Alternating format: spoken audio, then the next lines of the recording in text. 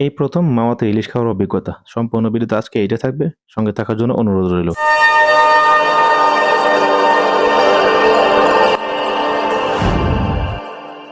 আসসালামু আলাইকুম। আশা করি সবাই ভালো আছেন। আল্লাহ তাআলার রহমতে আমি অনেক ভালো আছি। ঘুম থেকে উঠে সকাল, সকাল চলে আসলাম ভৈরব রেলওয়ে স্টেশনে। আর এখানে আসার উদ্দেশ্য একটাই, আমি যাবো ঢাকা। তো ঢাকা থেকে ডিরেক্টলি যাবো হচ্ছে মাওয়া ইলিশ খাওয়ার জন্য। তো আমি ইতি মুহূর্তেই ট্রেনের টিকেট কাটছি, কিন্তু স্ট্যান্ডিং টিকেট পাইছি, সিট পাই নাই। তো আমার ভিডিও যদি ভালো লাগে একটা লাইক আর ফলো দিয়ে পাশে থাকার অনুরোধ রইল। তো আমি উঠে গেলাম 11 সন্ধ্যার প্রবাসী ট্রেনে।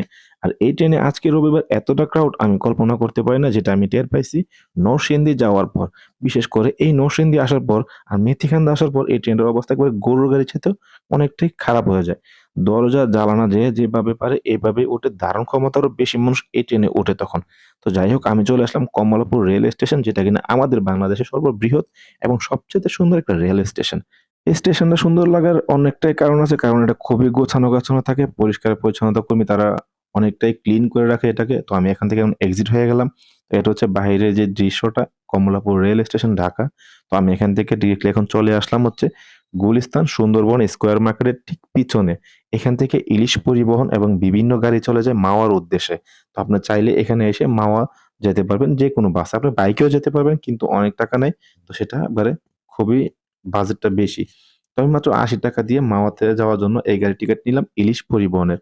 তো আমি যখন মাওয়া হাইওয়েতে উঠলাম, আমার চোখ কপালে এই গাড়িগুলোর দানব গতি দেখে, আমি এর আগেও অনেক দূর-দূরান্ত গেছি বাসে, উত্তরবঙ্গে গেছি। এতটা গতি কখনো দেখি নাই। তারা যেভাবে গতিয়ে গাড়িটা চালায়। তো যাই হোক, ওদের ব্যক্তিগত ব্যাপার। তারপর জানমালের একটা নিরাপত্তারও কথা আছে। তো বাস থেকে নেমে গেলাম, নেমে একটা অটো নিলাম। এখানে একটা ভাই ছিল, তাকে শেয়ার করে নিলাম। তো এটা হচ্ছে ইলশা প্রজেক্ট। এটা অনেকেই চিনেন যারা অনলাইনে বা ভিডিওতে বিভিন্ন ফেসবুকে দেখেছেন এটা। তো এটা ওদের খুব মানে দেমাক, ওরা ভিতরে কাউকে ভিডিও করতে দেয় না। রাফসানও গিয়েছিল। রাফসানের কয়েকটা ভিডিও দেখছি, এবং কি আরো অনেক ফুড ব্লগার যারা আছে তারাও এটাতে ভিতরে গেছে। ভিডিও করতে পারে না। তো যাই হোক, এটাতে না গেলে কি হবে? এটাতে আহামরি কোনো কিছু নাই।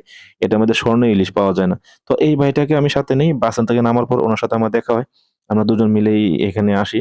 তো এ হচ্ছে এখানকার যে রেস্টুরেন্ট গুলা, আপনারা চাইলে এখানেও খাইতে পারেন, অথবা একবার নদীর পাশে গিয়েও খাইতে পারেন। নদীর পাশে গিয়ে খাইলে আমি মনে করি ভালো, আপনি যাচাই-বাছাই করে খাইতে পারবেন, এবং এই ইলিশের নকল বা আসলটা পরিচিত বুঝতে পারবেন। তো আমরা এখানে আসতে প্রায় ১টা বেজে গেছে, আজান দিয়ে দিছে প্রায়। তো এখান থেকে নামার পরে একটু ঘুরলাম। ঘোরার পর এখন যেহেতু নামাজের সময় হয়ে গেছে, এখন নামাজ পড়তে হবে।